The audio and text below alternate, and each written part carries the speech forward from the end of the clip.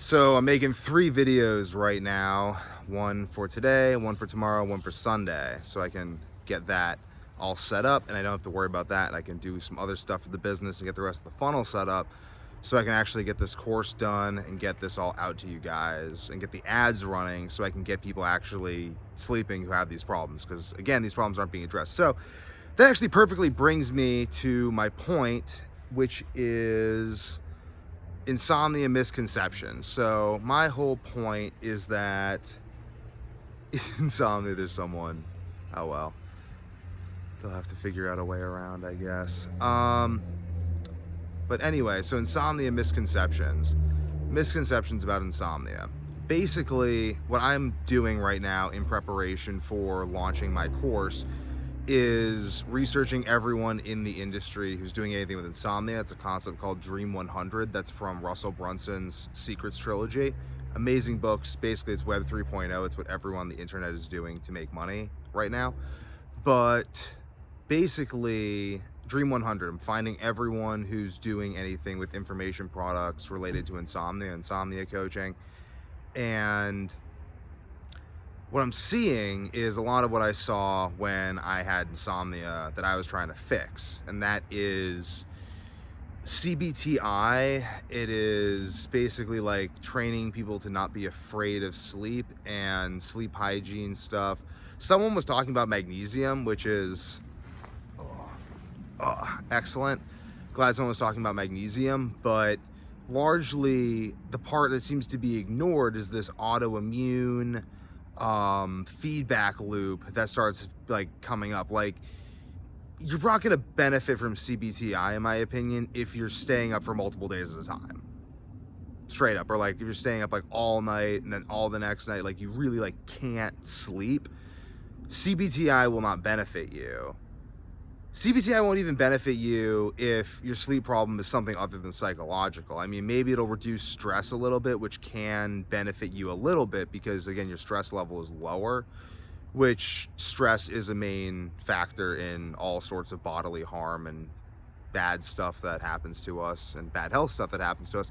So CBTI it's not misguided, because they're focusing on stress, which is good. Yeah, like focus on stress. I definitely focus on stress a bit. Like gonna have parts of my course that focus on stress, because stress is really important. You need to know how to manage stress, how to manage stress around sleep. But if you don't have a stress problem in the first place that's causing the sleep problem, like if you have like real insomnia, not just anxiety that turns into insomnia. If you have anxiety too and CBTI isn't helping you, then look into the stuff I'm talking about, because this has helped a lot of people I've worked with anxiety.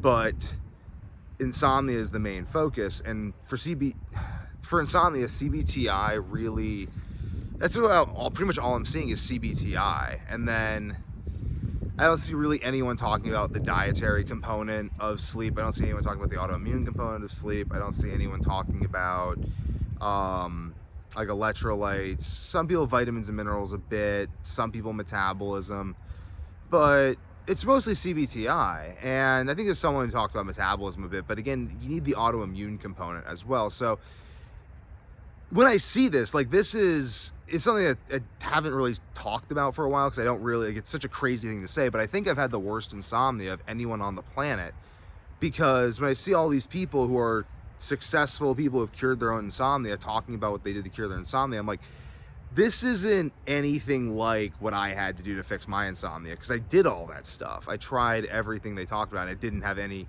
results. And then I've gone out and I found lots and lots and lots of other people who were just like me, who had just been like, yeah, I tried the CBTI, it didn't work. I tried sleep training stuff, it didn't work. I tried the sleep hygiene, it didn't work. I tried all this psychological stuff, tried sleep apnea stuff, didn't work. They think I have sleep apnea. I heard that a lot. And like all these people saying this to me shows me that it's not working. Like there are people, lots of people, that's even maybe most people. I mean, I don't know, maybe it's just most people I'm talking to because of the nature of the content I put out. But most of the people I talk to, certainly, and a lot of people, maybe most people, have some form of insomnia that at least in part is not addressed by CBTI. And I think that the reason for that is that there's another type of insomnia that's autoimmune driven, let's say. I think that'd be the simplest way to put it, though. I think it's a slightly more complex than that. But let's say, I think autoimmune driven is a good way to put it. And I think most people with that sort of insomnia get worse until they commit suicide, because that's the sort of insomnia where I worked with a lot of people who have that. They get better. But if you don't do something about that, again, because not sleeping is a stressor, stressors fuel the autoimmunity loop.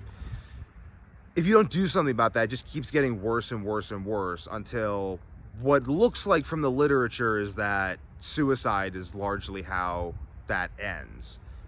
I don't know this for a fact. Like, I'm not being like, I've read this study that definitively proves that it's suicide. The studies I looked at suggest that it's suicide, suggest heavily that it's suicide, but we don't have the available data. It's all adjacent data sets. It's all like people who have depression, they're finding that insomnia, untreatable insomnia, is the #1 risk factor for suicide, even with people who have depression. So all the data they're getting on this is coming from secondary studies, meta studies, because again, I think that most people who have this type of insomnia probably blow their brains out. Why didn't I don't know. I haven't found anyone though who has stayed up for like longer than 2 weeks or like a month, or like had the duration that I had. So I had like basically from the age of like 10 to like 19 and a half, I would sleep like 2 to 3 hours a night, 2 to 3 nights a week. And then a lot of weeks I just wouldn't sleep. About half the weeks I wouldn't sleep. And then like I would just have maybe get like an hour once a week or something. And then I'd get brief periods where it would get better. And then I'd have like one time my junior year, my health got really bad and I had a whole month I didn't sleep. And then another time, my freshman year of college, I had a whole month I didn't sleep too. That was because they had soy and all the food, and I have a special reaction to soy. I think triggers the autoimmunity especially. But I think there are other things that can definitely trigger it as well. I think it's simply those who have this type of insomnia, at least most people who have this type of insomnia, simply have a proclivity towards breaking down at the point at which sleep happens. So everyone has different sensitivities. Let's say maybe you're more likely to get heart disease, maybe you're more likely to become obese, maybe you're more likely to become depressed, maybe you're more likely to become anxious, maybe you're more likely to develop IBS, maybe you're more likely to develop insomnia. Whatever it is, you have your proclivity, and when your body is stressed and starts to break down, it will break down first at its weakest link. For me, that's first insomnia, second is my gut and diarrhea. That's just, and then yeah, I think everything else is like basically just secondarily related to that. But yeah, this is this misconception I see with insomnia where it's just not addressed at all. No one talks about the autoimmunity component. And to me, that is because I don't know if anyone else has experienced that, except for Peterson. Jordan Peterson, Michaela Peterson both say they haven't slept for a month before when they had extreme autoimmune reactions. So I guess they'd be someone else, but they didn't primarily have insomnia. And I think that might have been their only episode of insomnia. I don't really know, because she doesn't talk about insomnia. It was primarily the joints and whatever. But to wrap this video up, tune in 3 p.m. every day. Turn on notifications, subscribe for more.